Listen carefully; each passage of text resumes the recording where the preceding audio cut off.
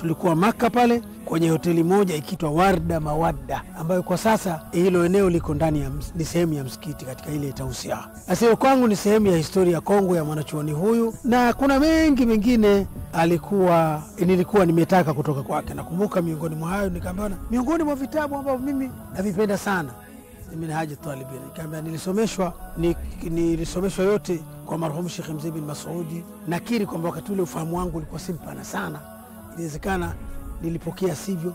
Nikaja soma tena kwa Sheikh Hamis bin Said Khalfani al-Harithi, mwanafunzi wa Sheikh Suleiman Alawi. Wallahi nikaongezea ufahamu wangu. Nikaja soma tena mamlaka kwa mwanachuoni mmoja, aliniruhusu tu kila nikiwa na ishkali nimuulize, nikafanya mapitio.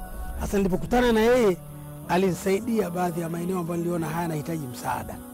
Kwa hiyo Sheikh Muhammad Sharif Famau, kwa hiyo kwa kweli ni moja katika wanavyuoni ambao nimenufaika naye sana.